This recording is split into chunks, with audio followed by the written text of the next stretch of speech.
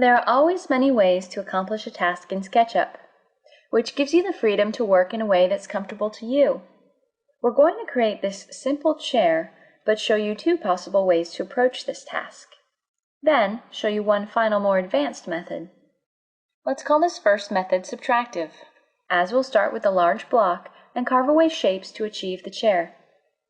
To give you a general idea, we've sped up the process here before we go into the individual steps.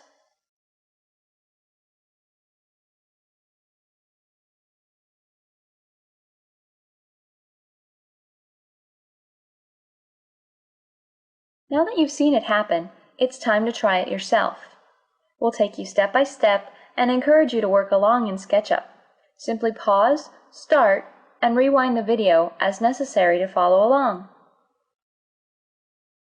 Start by drawing a rectangle and giving it an exact size. Type in 18 inches, 18 inches, or some similar dimensions and hit the Enter key. Zoom in and orbit to see the rectangle, then use Push-Pull and type in 4 feet and hit Enter. For the rest of this example, we won't worry about being completely accurate, but you can if you'd like. Now use the Line tool to draw a line down from this edge, and then over. Remember to watch your inferences, down in the blue axis and over in the red axis. Now select the Rectangle tool. But before drawing a rectangle, hover for 2 seconds over the point. Now when you start a rectangle on the lower edge, SketchUp will tell you when you're lined up with the point above. Inferences are great. Now draw your rectangle to some point that looks right for the profile of your chair. If you're having trouble with a tool, say you started this rectangle and realized it isn't on the edge, just tap the Escape key to cancel any tool at any time and start again. If you already finished the tool and it's wrong, you can also go to the Edit menu and choose Undo. We're ready to start shaping the chair using Push-Pull. Push these surfaces until they meet the back surfaces to cut the shapes away. To cut out the individual legs, orbit under the chair and use the Rectangle tool to draw 2 rectangles that can then be pushed back to cut away and reveal the chair legs. It doesn't matter that the rectangles didn't match up, as we can use inferring with Push-Pull to line the chair legs up with each other.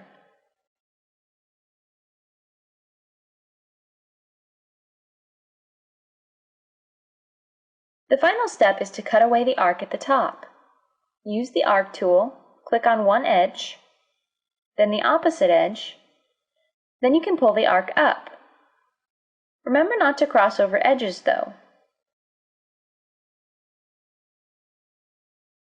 Now push-pull this surface back to cut it away and we're done.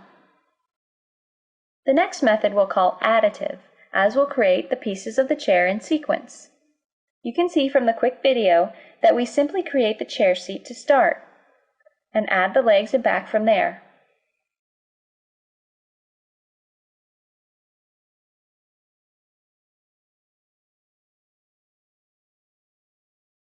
As before, draw a rectangle and type in the size you want for a chair seat.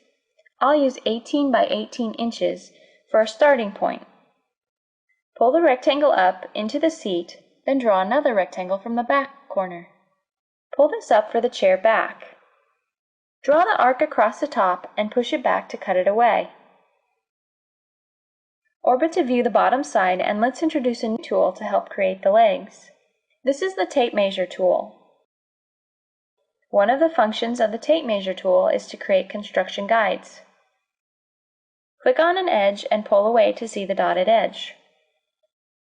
Type in 2 inches and hit the Enter key to give us a guide 2 inches from the edge. Now repeat this process for each of the other edges.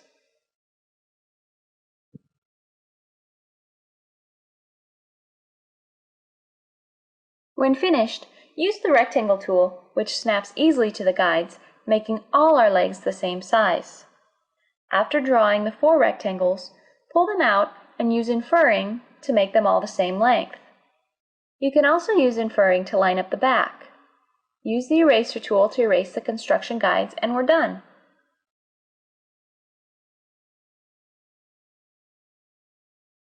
This final chair we will create is not for you to follow along with.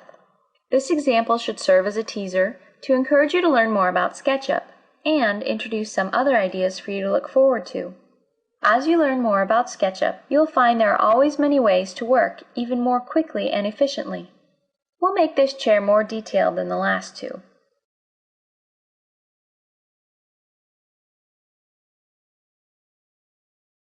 I'll start by creating the chair seat, rounding of the back end with arc and push-pull, and then I'll group this into one object.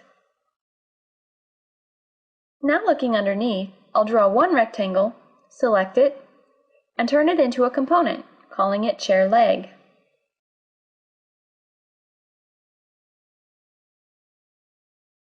I can then easily copy this rectangle around, and when I open this component to work on it, pulling the leg down pulls all the legs down.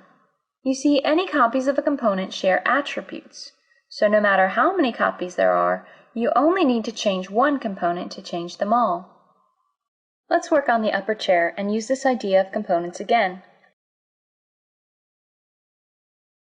I'll create one circle, pull it up, and make it a component.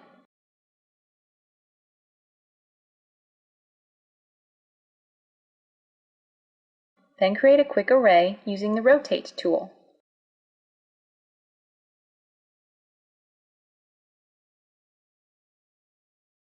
Now I can easily adjust the height as needed, or add detail as well to all of the chair posts at the same time. Another great tool to explore is the Offset tool. I can use this tool to create a curved shape for the chair back.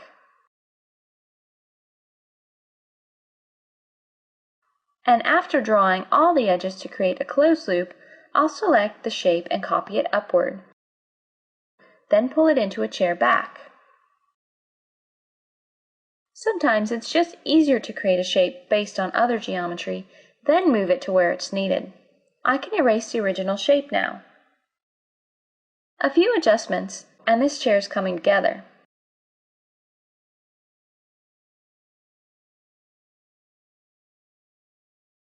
Just for fun, let's introduce one more tool.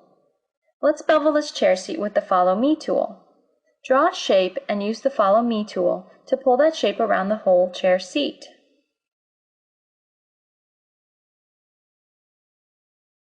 We can use this tool as well on the legs.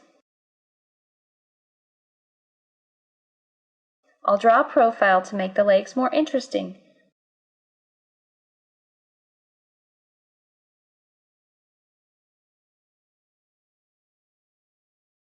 Then use the Follow Me tool to pull the shape around the leg.